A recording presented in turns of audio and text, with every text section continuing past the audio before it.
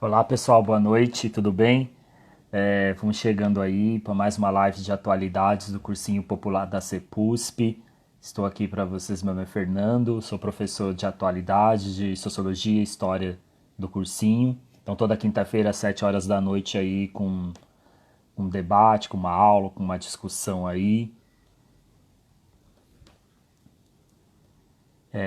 Eu acho que acho que a Vani já chegou.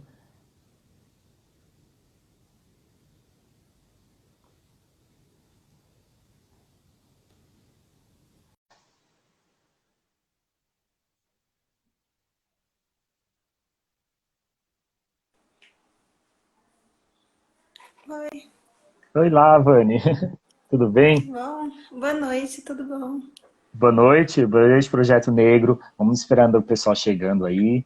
Tudo bem, Vanilda? Gente, essa aqui é a Vanilda.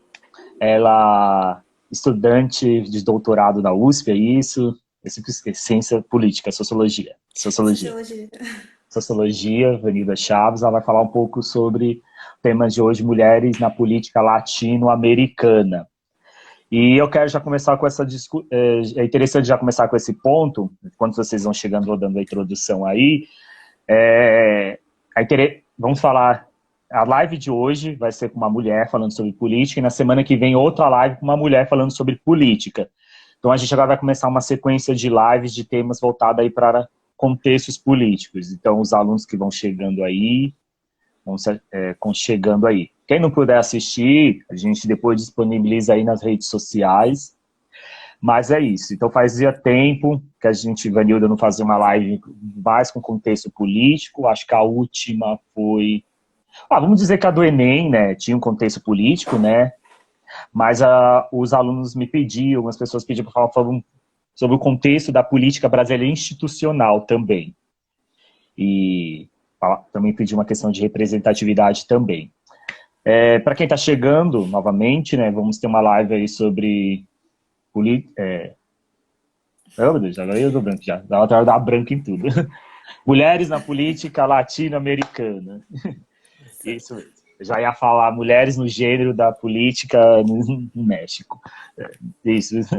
É, então, a gente já está uns 2 meses já de live, já 2 meses, já em 60 dias. A gente começou com uma primeira live falando sobre virologia com a professora Débora, depois uma sequência de lives sobre geopolítica e pandemia, a pandemia na periferia, representatividade negra na mídia, cultura do cancelamento, a morte, a morte e a epidemia, essa foi mais tensa, foi mais carregada, Danilo. A gente falou sobre como é que as pessoas encaram a questão da morte nesse contexto de pandemia.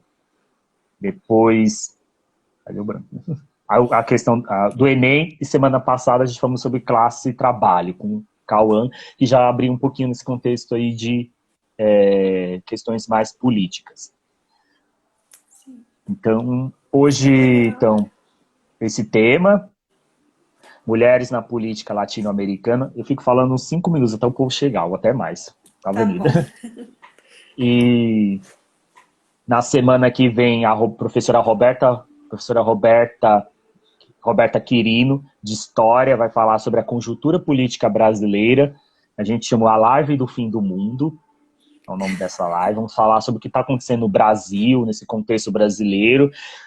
A Roberta, não sei se ela entrou aqui ou se ela vai nos ouvir em algum momento. A gente já estava desde o começo do mês. Eu falei, cada mês, cada semana que vai passando, ela ia dar essa live na semana retrasada. Aí adiei ia ser hoje, aí a gente troquei para outra. Aí eu falei, nossa, Roberta, cada vez que a gente vai passando os dias, mais coisas estão acontecendo na política brasileira. A gente vai chegar no semana que vem, ficar 4 horas de live. Só, só a partir da pandemia já tem coisa para conversar.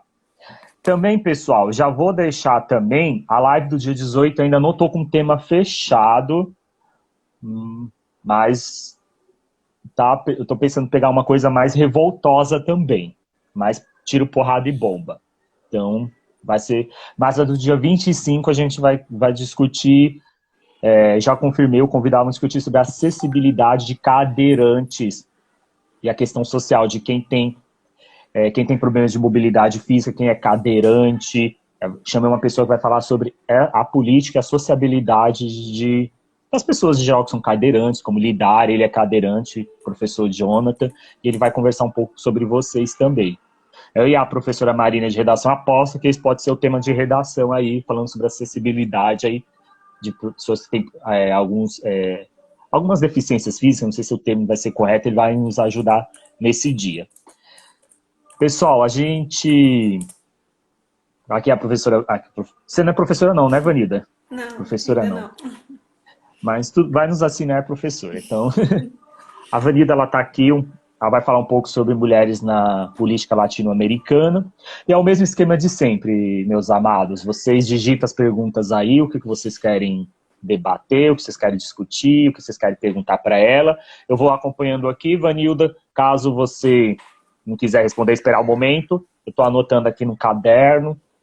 E as pessoas vão estar me mandando aqui uma coisa no chat, sim, eu posso... Aí, no momento, a gente para também. Se você quiser ter momentos para você parar, eu não sei como é que você pensou a divisão também, se você vai falar em blocos, aí a gente para, a gente comenta um pouco. A live vai ter mais ou menos em torno de 1 hora. Se em mais ou menos em 55 minutos, 1 hora, o tempo acabar e a gente precisar falar mais um pouco, a gente volta para a gente encerrar. Tudo bem, Vanilda? Tudo bem. Então, o que mais? Eu acho que... É isso. Então vamos começar, Tá. pessoal? Mulheres Tá na bom. política latino-americana. Antes de começar, eu não sei, eu li uma coisa, eu peguei as suas pesquisas e eu não quero que você se apresenta, quer que eu fale aqui? Fala, se apresenta. Beleza, velho. Tá Depois bom. eu... Aí eu me apresento e você já fala, tá bom? Isso, só... Eu atualmente estou no doutorado em Sociologia na USP e no mestrado eu pesquisei representação política de mulheres na América Latina. Então, eu olhei para as mulheres que estavam no Congresso Nacional dos países latino-americanos para entender por que a representação variava tanto. Eu vou falar mais para frente na minha apresentação, mas alguns países têm uma representação feminina muito alta, enquanto outros, como é o caso do Brasil, não chegam a 20%. O Brasil é 15% atualmente. Então, essa foi a minha investigação do mestrado em políticas públicas pela UFABC. E eu tive resultados interessantes, eu posso falar daqui a pouco, no decorrer da minha fala. E agora eu sigo pesquisando esse tema, mas olhando para paridade e representação, também na América Latina. Então é isso. Você fez ciências sociais na graduação, no Não, eu mestrado? fiz Relações Internacionais na graduação. Beleza. Então é isso. Então vamos falar um pouquinho aí. Eu estava lendo aqui que me chamou muita atenção. Aí depois, Sim. Mulheres na Política, uma luta insistente e permanente. É um artigo, né, da Natália Mora e Carmen Silva, que aí tem mais ou menos isso que você falou agora na introdução. Na democracia brasileira, mais que a metade da população está subrepresentada, as mulheres. Ocupam somente 10% das cadeiras no Congresso Nacional, mesmo depois de mais de 20 anos de cota, que determina que 1/3 das candidaturas dos partidos sejam femininas. Por que a participação de mulheres na política segue tão baixa? Uma pergunta. Um olhar feminista das eleições de 2018, né? Eu acho que essa é uma pergunta aqui. Também tem outro artigo que você mandou também da Flávia Rios, Ana Cláudia Pereira e Patrícia Rengel, né? Uma relação entre gênero, raça e democracia, né? Eu só vou ler só o comecinho. 11 de maio de 2016. O Senado é o foco de todos os olhares. Nessa data e nesse local, decide-se pelo afastamento da primeira e única mulher a ocupar a presidência da República, uma das principais páginas do torturoso processo de impeachment de Dilma Rousseff. Na Casa Legislativa, a senadora Regina Souza, negra, do PT do Piauí, negra, fazia seu pronunciamento contrário à admissibilidade do impedimento da presidenta. Em resposta imediata, um humorista brasileiro lança uma mensagem no Twitter. Senadora, achei que fosse a tia do café. Essa frase é bem emblemática, foi o Danilo Gentili, Sim, né? é isso mesmo. É, Bom, fica à vontade, a live é toda sua aí. tá bom. Eu deixei esses dois textos e mais um discurso como indicação de leitura, porque sintetiza bem a minha fala e apresenta o contexto da subrepresentação das mulheres na política. Então, eu queria começar falando por que participar da política. Estar na política é uma forma de pleitear direitos, cidadania, pautar políticas públicas para os grupos sociais que compõem a sociedade. Mas, por outro lado, a política acaba sendo monopolizada por grupos específicos, que a gente já sabe a composição do Congresso. Homens, mais velhos, a média de idade dos homens no Congresso atual é de 48 anos. Então, não tem diversidade de gênero, não tem diversidade étnico-racial, não tem diversidade etária. Como eu estava falando, a política é monopolizada por esses grupos e o Congresso não é representativo da população. As mulheres representam 52% da população brasileira e representam 15% dos cargos dos assentos no Congresso Nacional. Ou seja, dos 315, dos 513, 15 desculpa, aqui. dos Sim, sim. 513 das 513 cadeiras na Câmara dos Deputados, 77 são mulheres e o restante é ocupado por homens, que, como eu disse, são brancos, mais velhos. 74% dos homens são brancos nessa legislatura, que começou em 2018, começando em janeiro de 2019, na verdade, foram eleitos em 2018, e 81% das mulheres são brancas. Então, pretos e pardos ficam em 15%, desses 77% dessas 77 mulheres, 15% são pretas e pardas e 25% dos homens são pretos e pardos.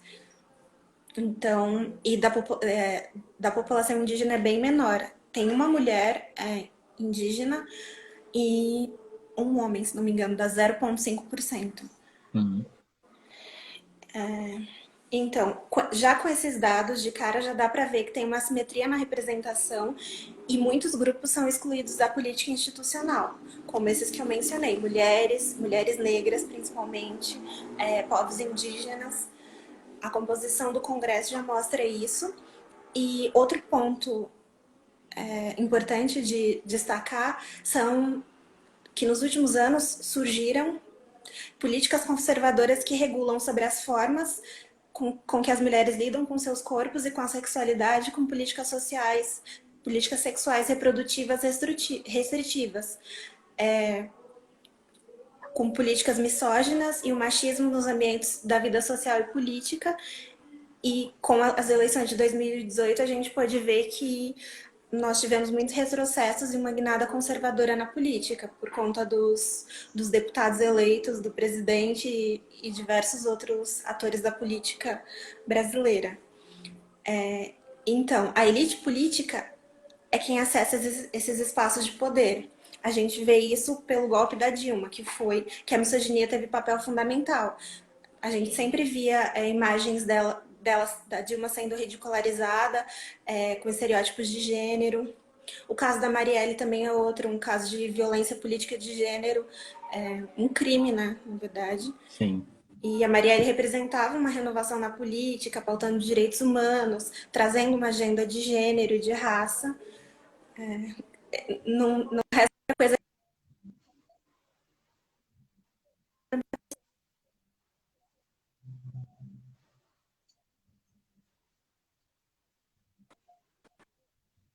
Eu tenho um roteirinho Vanida? um pouco. Oi? Vanida? Deu a travada. Fernando? Oi? Alô? Oi? Oi? Oi, eu sumi? Deu uma travada. Você falou bem na hora que você estava falando da Marielle Franco. Ah, tá, eu posso repetir. Qualquer coisa você me avisa. Eu vi que você travou, mas eu não achei que tinha sido aqui.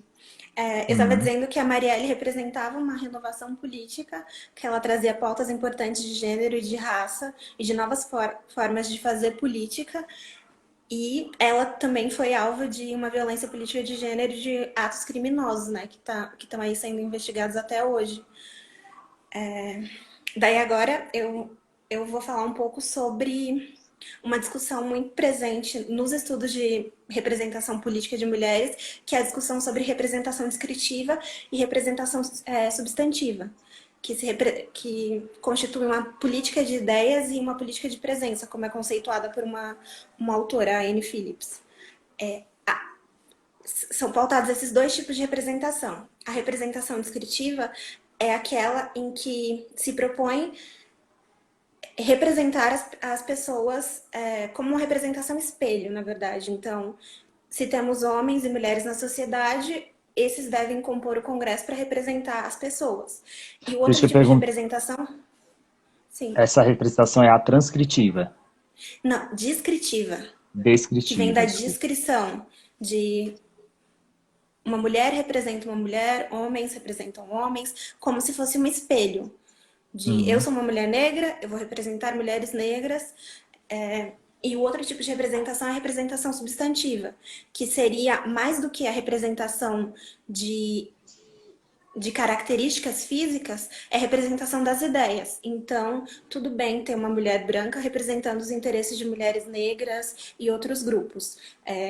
Pauta-se nesse tipo de representação de que o que importa é que as ideias e os valores estejam representados ali. Tem críticas a essas duas perspectivas de representação, é claro, mas uma terceira via seria a combinação desses dois tipos de representação. Então, representar ideias, mas também ter esses grupos minoritários no Congresso, para que eles possam falar sobre as suas perspectivas, as suas ideias. E é importante que esses grupos estejam nos espaços de poder também. Então, uma forma de pluralizar a representação. Aí, como eu disse, a representação descritiva se conecta a uma política de ideia, a uma política de presença, que pauta a presença desses grupos, e a representação substantiva, que seria a representação de ideias.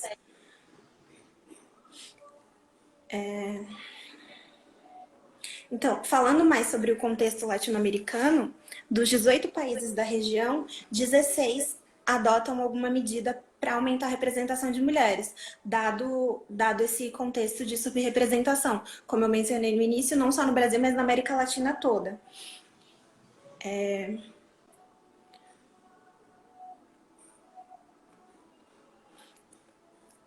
E eu me antecipei um pouco.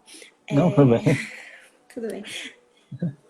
Nas últimas décadas do século XX, as mulheres conseguiram acessar a política, tanto nos cargos executivo quanto nos cargos legislativos. Então, senadora, deputada federal, deputada estadual, vereadora, Prefeitas. presidente, isso, governadoras e prefeitas. É um fenômeno recente. O voto feminino foi aprovado no início do século XX, mas isso não garantiu a presença de mulheres, então elas podiam votar, mas não eram votadas. E mais recente ainda é o fenômeno de mulheres presidentas, que na América Latina a gente teve poucos casos. Na Nicarágua, isso dos anos 90 para cá, então dos últimos 30 anos. Na Nicarágua, uma presidenta, Violeta Chamorro, no Panamá, no Chile com a Michelle Bachelet, na Argentina com a Cristina Kirchner, na Costa Rica e no Brasil com a Dilma. E outras também ocuparam a presidência, mas foi de forma interina e elas sofreram golpes de Estado, como foi o caso da Isabel Perón na Argentina e da presidenta na Bolívia. Enfim, eu trouxe essas informações para mostrar que são poucas e que precisamos de mais, essa é a minha perspectiva.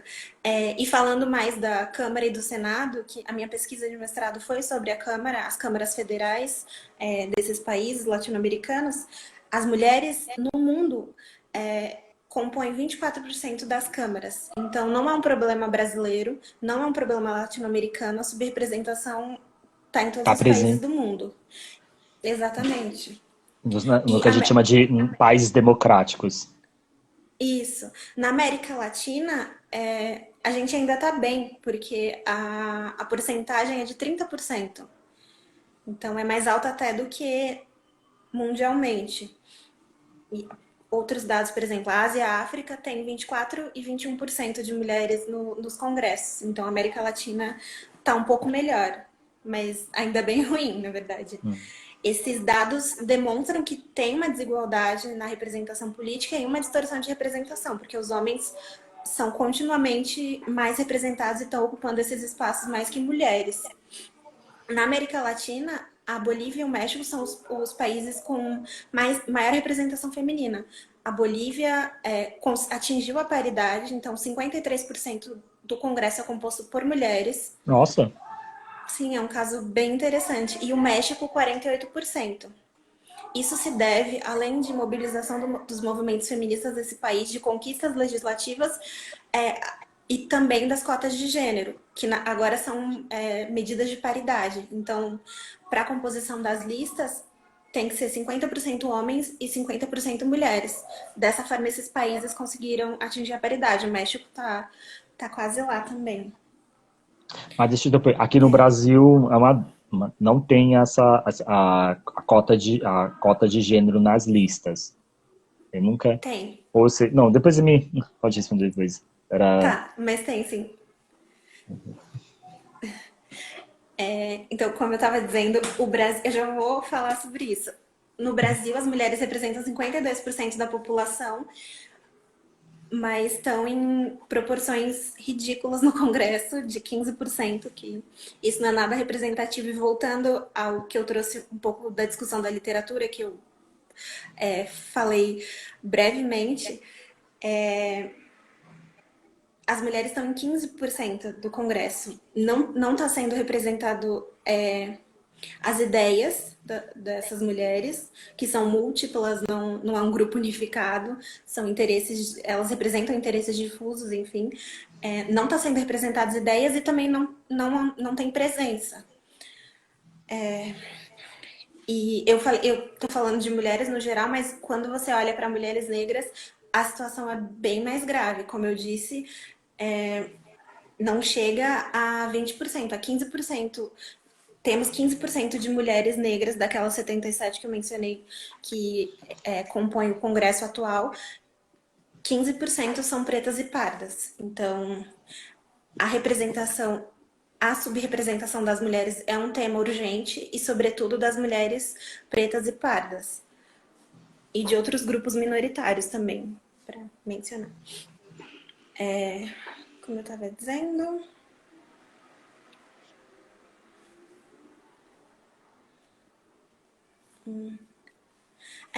eu tava falando, eu me perdi um pouco, desculpa. Tava falando sobre o contexto latino-americano. Esses países que eu mencionei, México, Bolívia, também Costa Rica, Nicarágua, que tem uma alta representação feminina, conseguiram isso por meio de medidas de ação afirmativa, que são as cotas de gênero. Atualmente existem 3 tipos de cota, que são as cotas obrigatórias para composição de lista. Então, os partidos são obrigados a apresentar uma porcentagem determinada de mulheres nas listas. O Brasil adota uma cota que é de 30%. Então, todos os países devem apresentar em suas listas 30% de mulheres. Candidatas. Isso, para candidatura. É importante ressaltar que é uma cota para candidatura, então não garante que as mulheres vão ser eleitas. A eleição vai ser garantida, referendada pelo voto popular. Então, tem esse primeiro tipo de cota, que é a cota obrigatória, que surge por meio de lei. Tem as cotas partidárias, que são cotas voluntárias que os partidos decidem criar. No Brasil foi adotada, o primeiro partido a adotar foi o PT, e tem um terceiro tipo de cota que é a reserva de assentos. Então, no mundo, a reserva de assentos funciona determina que de 1 a 10% dos assentos sejam reservados para mulheres, o que é bem baixo também. E esse tipo de cota é adotado principalmente na Ásia, Oriente Médio e na África. Na América Latina, nenhum dos países que eu falei adota a reserva de assentos, e alguns partidos adotam cotas voluntárias. E dos 18 países latino-americanos, 16 adotam cota de gênero, inclusive o Brasil. o único país que não adota... A Venezuela tem uma lei, mas não é muito efetiva, mas o único que realmente não adota, não tem nenhuma legislação, é a Guatemala, que surpreendentemente tem uma representação mais alta que a do Brasil. Na Guatemala, nas eleições do ano passado, se eu não me engano, foram eleitas... não tenho a quantidade, mas eu sei a porcentagem, 19% do Congresso atualmente é composto por mulheres na Guatemala, enquanto no Brasil é só de 15%, e o Brasil tem uma cota. Então, deveria ser diferente esse número, né? Essa questão foi o que me instigou a pesquisar representação política para entender por que a representação varia, por que alguns países elegem mais mulheres e outros não. E com isso eu realizei a pesquisa de mestrado em políticas públicas com financiamento da FAPESP. Falando um pouco mais sobre o Brasil, o Brasil adota cotas desde 1998 para as eleições para deputados federais, então as eleições proporcionais, no qual os partidos devem reservar 30% das candidaturas para mulheres. Essa lei existe desde 98, mas não foi muito efetiva e passou por algumas reformas ao longo dos anos. A mais importante foi a de 2019, porque até então os partidos não se sentiam obrigados, por assim dizer, a atender essa cota. Mas aí, com a reforma de 2019, isso passou a ser mais efetivo e em 2018 o STF fez outra reforma que obriga os partidos a investirem na candidatura das mulheres. Porque esse também é outro ponto importante, a falta de financiamento e de incentivo financeiro, de recursos mesmo, para que as mulheres façam campanha e sejam conhecidas pela população, para que sejam votadas, né? Para que sejam eleitas. Eu Então, só fazer, não é nenhuma pergunta, era até um comentário. A CEPUSP, ela faz de dois anos que tem ano eleitoral, a galera sempre organiza um debate com mulheres candidatas, ou a deputadas ou a vereadoras. Ano retrasado foi para deputadas estaduais, e teve a primeira versão que foi para vereadoras, que inclusive esse ano a gente vai ver se a gente faz agora para vereadoras também. Vamos ver como é que vai ficar isso. E ela sempre fala, as candidatas, essa dificuldade. A gente chama partidos de esquerda, né? Então, a gente não chama ninguém para direita, nem do centrão. Mas ela sempre fala dessa dificuldade, mesmo dentro dos partidos de esquerda, de terem... diz que você acabou de falar, investir, ter tempo, essas coisas todas também. Ela, às vezes, tem que fazer a própria campanha pelo suor e pelo braço. Isso é interessante também, até para quem está assistindo, a gente vai tentar fazer esse debate também com as candidatas a vereadoras aqui da cidade de São Paulo. Vamos ver se a gente consegue fazer. Mas elas sempre falam isso nas falas delas. Interessante você trazer esse dado, porque é bem comum.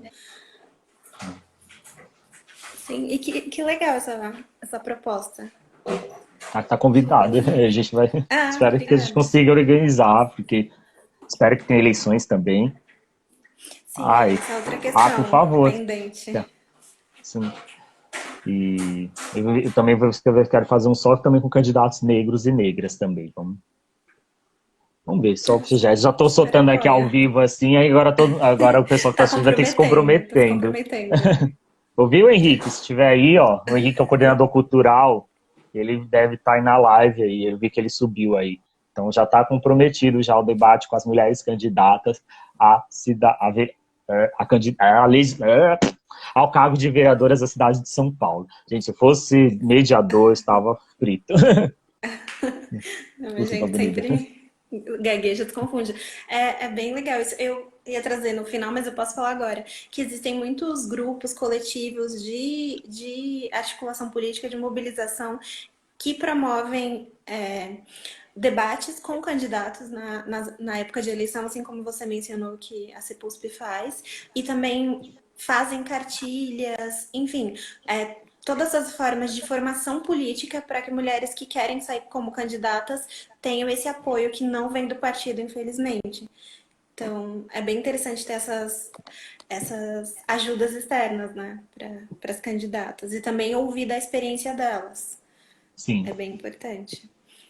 E as alunas, né, que participam, o público também, elas, a gente sempre seleciona pautas. Ah, tem as pautas que têm a ver com os estudantes, educação, e também as pautas que têm a ver com aspectos do feminismo, segurança, a educação, segurança, empregabilidade, representatividade também, sempre são essas pautas que elas trazem, né, que a gente seleciona, a questão da saúde também, não é só para as candidatas virem discutir só as pautas clássicas voltadas ao feminismo, mas também uma coisa também mais além. Então, sei lá, pensar a saúde, pensar a questão da segurança da cidade, que tem a ver também com as questões de gênero também, questão de representatividade, da mulher no espaço público, enfim. Exato. A questão de gênero perpassa tudo. E é importante elas terem esse espaço para mostrarem a plataforma política delas mesmo, para se fazerem vistas. É bem legal. Gostei bastante da proposta, vou te cobrar também. Você pode sim. Eu estava falando desse contexto do Brasil, que apesar de ter uma lei de cotas há quase 30 anos, menos de 30 anos, né, de 1998, mas as mulheres não conseguem se eleger. Essa última legislatura eleita em 2018 é uma legislatura histórica porque 77 mulheres foram eleitas. Em 2010 não era esse número. Em 2014 chegamos a 51 mulheres eleitas, o que representava 10% do Congresso. Então, 15% é um valor histórico, uma porcentagem histórica, mas ainda bem suficiente e bem aquém do que a gente gostaria. Então, ainda não chegou à metade dos 30, isso, né? Não, não. Tá na Porque metade. a cota de candidatura não se traduz em voto. Nos outros países, sim, mas no caso do Brasil, não. Porque na última eleição, como os partidos passaram a ser obrigados a cumprir com a cota, teve os 30% de cota para candidatura. Não em todos os partidos, mas como eles fazem coligação, acabava que eles cumpriam a cota por tabela, né? Mas isso não se traduziu em voto. Que aí tem outra série de problemas com o eleitorado e também com a apresentação dessas candidatas. E ter 15% de mulheres no Congresso coloca o Brasil na 141ª colocação de 192 países. Esse é um ranking da União Parlamentar que reúne informações sobre os congressos do mundo todo. Então, de 192 países, o Brasil ocupa a 141ª posição. Tá bem lá no fim.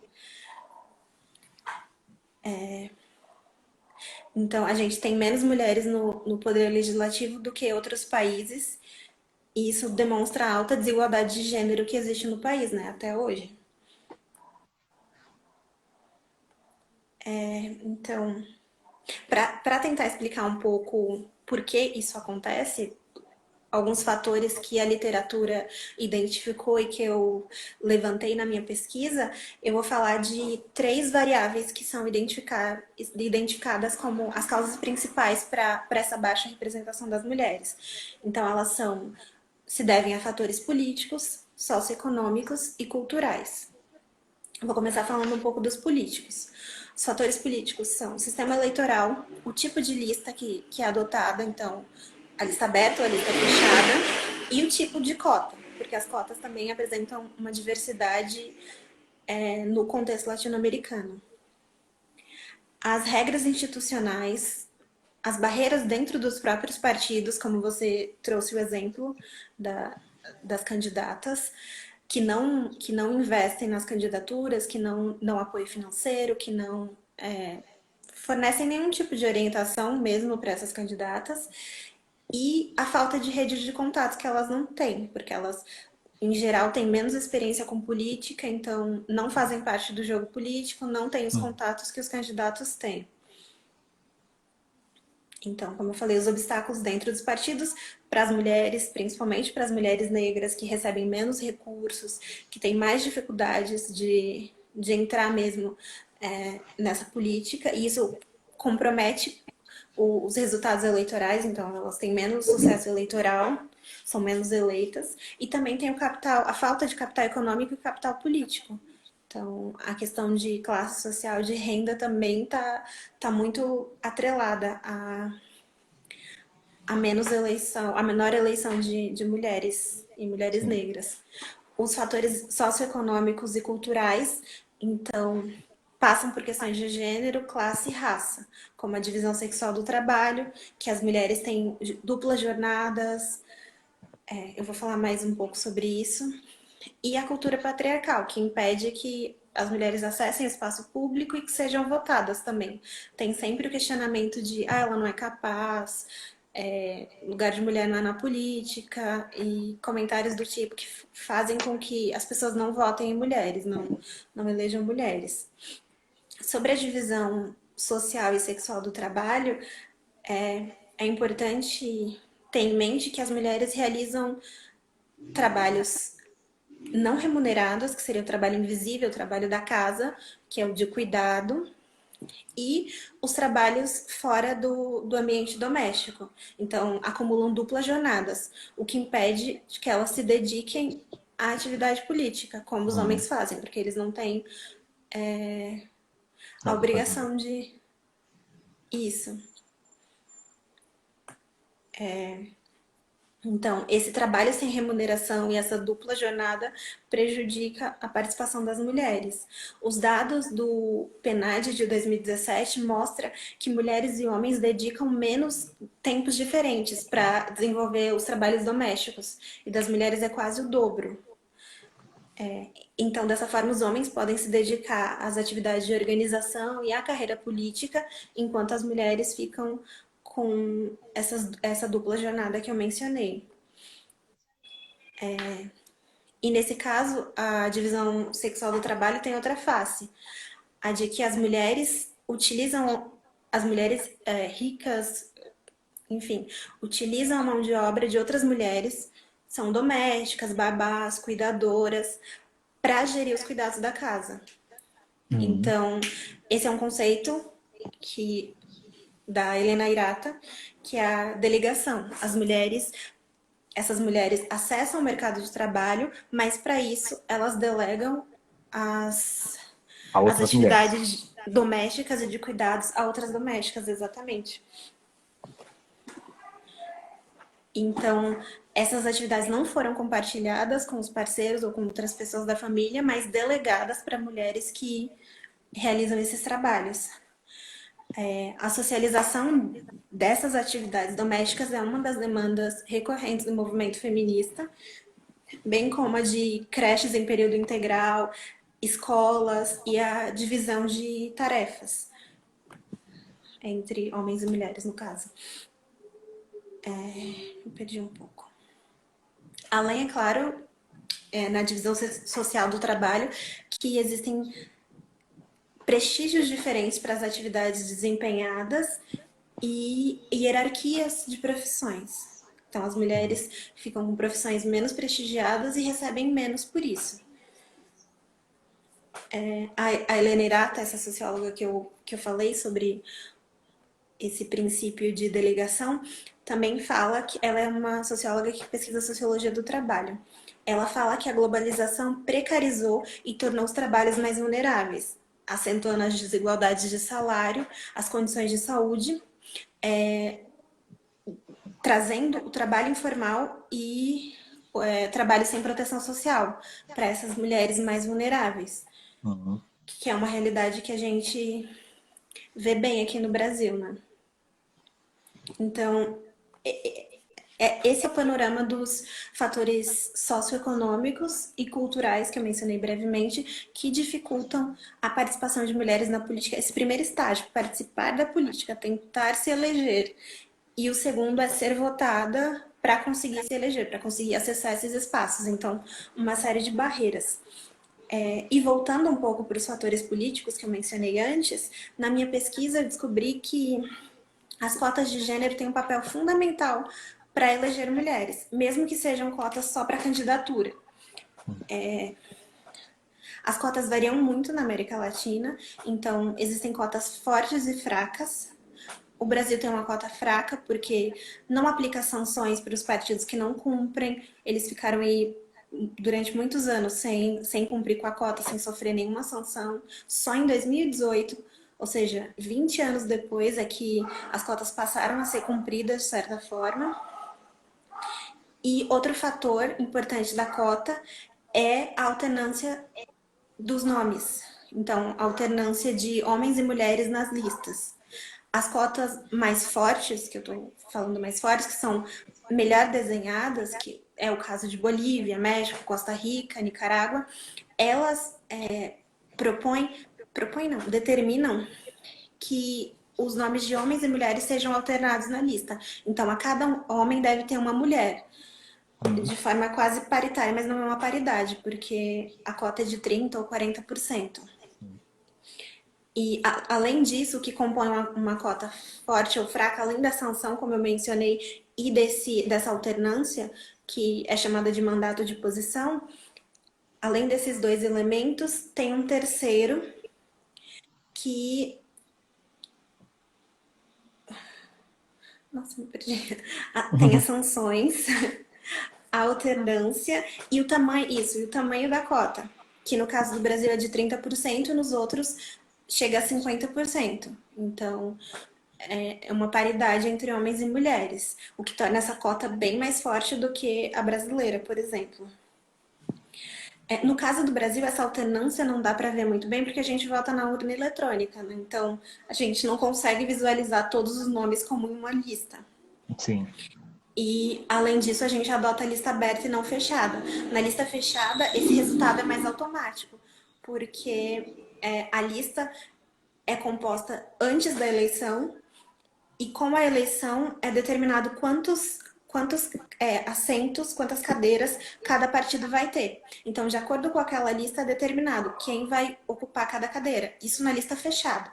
Mas como a gente adota a lista aberta, são os candidatos. Na lista fechada, vota-se em partidos. Sim. E na lista aberta, nós votamos em indivíduos. Então, acabam sendo votados aqueles que têm maior visibilidade, mais dinheiro para fazer campanha, mais rede política, rede de contatos. Então, esse é um dos grandes problemas do sistema brasileiro, do sistema eleitoral de lista aberta, porque os mesmos candidatos sempre acabam sendo eleitos e sempre quem tem mais recursos é eleito. Mas ainda assim, apesar de ter essa diferença entre a lista aberta e fechada, a efetividade de cota nesses dois tipos de lista, com a minha pesquisa eu descobri que as cotas funcionam sim na lista aberta. Então poderiam muito bem funcionar no Brasil. Não seria necessário mudar todo o sistema eleitoral, que essa discussão de alterar o sistema eleitoral vem há muitos anos e é uma mudança mais profunda e que levaria tempo, enfim. Para resolver o problema da subrepresentação, a gente precisa de respostas imediatas e elas poderiam ser dadas sem precisar alterar o sistema eleitoral, só mudando a lei de cotas mesmo, para impor essa alternância que eu tinha mencionado. Além disso, a alternância tem um componente de valorização das candidaturas, porque ao invés de aparecer lá no fim das listas, as mulheres vão aparecer em cima. Então, as leis dos outros países colocam assim, que as mulheres devem estar em posições de serem eleitas. Então, em posições competitivas, ou seja, no início das listas, não da metade para o fim, como acontece. Que ia falar? Então, para que mais mulheres sejam eleitas, no caso do Brasil, basta que os partidos adotem essa alternância mesmo. Como Não precisaria ir para o modelo de lista fechada. Isso. Que é o que sempre se debate e o problema não está necessariamente aí. A gente já tem uma lei de cotas, seria só necessário mudar essa lei de cotas, transformar para fazer com que ela seja uma cota forte, como a dos outros países. Que a gente tem exemplo de diversos países latino-americanos. Porque uma lista fechada também não vai garantir, se não tiver, se os partidos também não forem obrigados a colocar também a quantidade, quantidade de candidaturas de Isso. candidaturas femininas, então lista fechada pode estar um bolo de homens. Eu não estou aqui meio assim tentando lembrar historicamente, né? Sei lá, vamos dizer. A gente pensar países que adotaram lista fechada, isso também, ao longo das décadas anteriores, isso também não se faz, não é um motivo para não se colocar a representatividade das mulheres. Só, pelo que eu entendi, que os partidos exigem que haja uma fiscalização do, do, do Tribunal Eleitoral, né? Do que mais? Da Justiça Eleitoral, desculpa, que tem uma fiscalização da Justiça Isso. Eleitoral para que seja efetiva, né? Que os partidos cumpram isso. E que se revê também uma série, um contexto, que é o que você falou do seu contexto socioeconômico aí, não? Dessa questão de como a mulher é também colocada dentro dessa dupla jornada, enfim. É exatamente isso. São esses três conjuntos de fatores que eu falei: os políticos, socioeconômicos e culturais. Tudo isso, e não dá para medir qual tem o maior peso. Os três contribuem para que menos mulheres sejam eleitas. E o que seria mais fácil de mudar, enfim, o que está mais à mão mesmo, seria alterar a lei de cotas, que é algo que já existe e deveria funcionar para eleger mais mulheres. E Sim. não é o que acontece. E recentemente as cotas, a primeira, eu nem dei um pouco desse contexto, as cotas foram adotadas no início dos anos 90, então o primeiro país a adotar foi a Argentina em 1991, sendo seguido por outros países. O Brasil adotou em 98. E muitos dos países adotaram ainda nos anos 90. Os últimos a adotar foram Colômbia, Chile e Uruguai, que adotaram nos anos 2010. Mas todos adotaram desde os anos 90 e vem promovendo reformas paritárias, inclusive. Então, o Brasil é o que anda mais lento na política de cotas, apesar de ser sempre pautado pelo movimento feminista, por mulheres no Congresso, pelas deputadas no Congresso, deputadas feministas, por assim dizer. É uma pauta que parece não avançar. Sim. Muito pelo que eu disse, o Congresso é composto por homens mais velhos, brancos, a quem não interessa realmente avançar uma política de cotas para promover a representação de mais mulheres. E nos últimos anos, esses países avançaram ainda mais e adotaram medidas de paridade, para que as listas sejam compostas de 50% de homens e 50% de mulheres. Então, dos 16 países que eu falei lá no início, 9 já adotam a paridade. Então, Costa Rica, Equador, Bolívia, Honduras, Nicarágua, México, Argentina e Peru, nessa ordem. A Argentina aprovou a lei e na última eleição do ano passado já foram eleitas mulheres, o Congresso já foi eleito sob uma lei de paridade. O Peru está implementando, a paridade já foi aprovada, mas o país está implementando aos poucos e vai se efetivar em 2026. Então, foi uma reforma incremental para ir aumentando de 5 em 5% a composição dessas listas, então as cotas de candidatura ao longo desses ciclos eleitorais. E o Brasil, a gente não sabe, não avançou muito nesse sentido, como eu mencionei. E, além disso,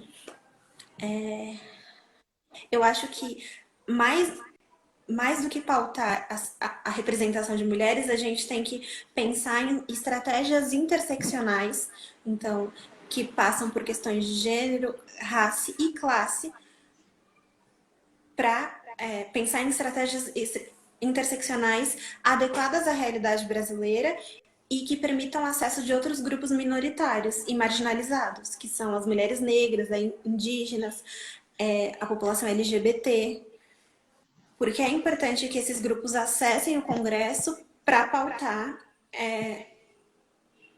os seus direitos, as suas ideias, para disputar esses espaços mesmo, que não são representativos da população. E as mulheres brancas disputam esses espaços com os brancos heterossexuais, que historicamente detêm os recursos de poder, e elas não conseguem acessar os espaços mais elitizados da política institucional e partidária. Uhum. Ainda mais esses grupos como mulheres negras, indígenas e LGBT, como eu tinha mencionado. Aí eu volto para o início da minha apresentação, essa é a importância de participar da política mesmo, para pleitear direitos, cidadania, políticas públicas, porque só assim a gente vai conseguir avançar nas políticas sociais, políticas sexuais, enfim, todas as formas. Uhum. Acho Até, que. acho que até a Ana até comentou aqui, né? Tem uma aluna aqui comentando. Oi, Ana, tudo bem? Boa noite, Ana. Nossa aluna aí do cursinho, ela falou que estamos estagnados com esses antigos políticos. A ideia da política Exatamente. velha. Outra, eu não sei se foi a Ana, não, acho que foi outra moça, esqueci de anotar o nome. Se ela tiver aí, me ajuda se eu conseguir. Peguei a pergunta aqui correta.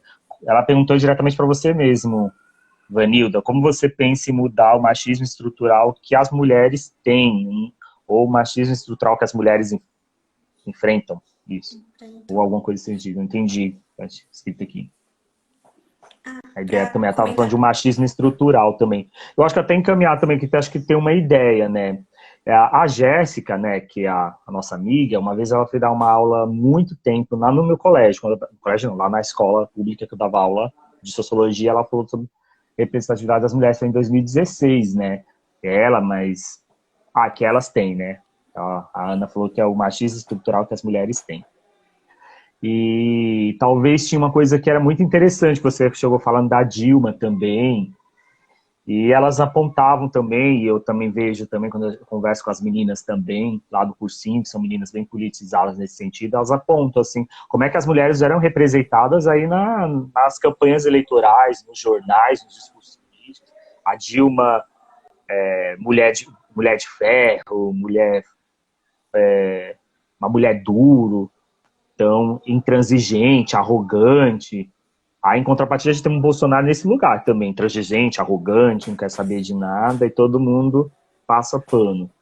A, a Marina, que era colocada, tinha umas imagens assim, colocava ela como umas imagens assim absurdas, ela parecendo assim, uma coisa meia. Eu já vi umas que assimilava ela com o ET o extraterrestre, você vê. Porque a Marina não tinha capacidade de se tornar política, era tido como, que legal, olha que graça. Então não são levados a sérios. Até a própria Marta, não sei se é dessa época também, a Marta Suplicy, né, que ela foi prefeita, que sofreu uma grande crítica, né, por estar se separando do Eduardo Suplicy na época. E a própria Cristina Kirchner, eu via, assim, na época eu via nos jornais, assim, tipo, CQC, colocando a presidente gostosa, será que a Dilma vai ser assim? Desculpa os palavreados, mas era isso que aparecia. Inclusive, Danilo Gentili zoava na época do CQC. Então, a gente meio que foi mostrando essas matérias assim também, para ver qual é esse lugar. Eu não sei como é que você pensa isso também dentro da sua pesquisa, das suas falas, Vanilda, esse lugar do imaginário de que uma mulher deve ser dentro do machismo. Eu não sei se consegui. Sim, sim, é muito bem colocado. Sempre que a mulher está na política, volta para essa questão de como ela se veste. Muitas das matérias sobre política falam sobre o que a Cristina Kirchner estava vestindo, sobre as roupas da Dilma, sobre a Marcela Temer, sobre a Michele Bolsonaro, Bela Recatada do Lar, aquela matéria da Veja, enfim. Sempre se atende a esses estereótipos. E, sobretudo, quando a mulher não atende aos estereótipos, ao que é esperado de uma mulher, usa-se essas colocações de ela é grossa para Dilma, ela é grossa, ela não é uma mulher. Já discutiam a sexualidade dela, né? Não tinha Isso, debate nos anos, na época que ela estava se candidatando, ou na época do primeiro mandato dela, discutindo a sexualidade dela, como se isso é um fator importante para ela se fazer política ou não, se ela é ou não lésbica, se ela é ou não bissexual, ou se, enfim, e ficava sempre nesse lugar. Ô, despolitiza todo o debate.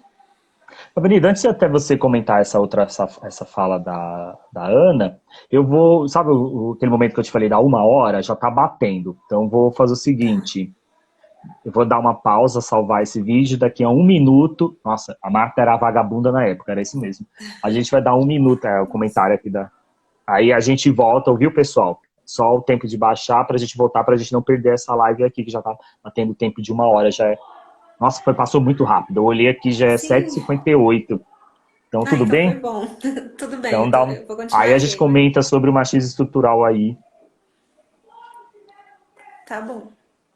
Ah, vou tirar isso aqui. Então, pessoal, volto daqui a pouco.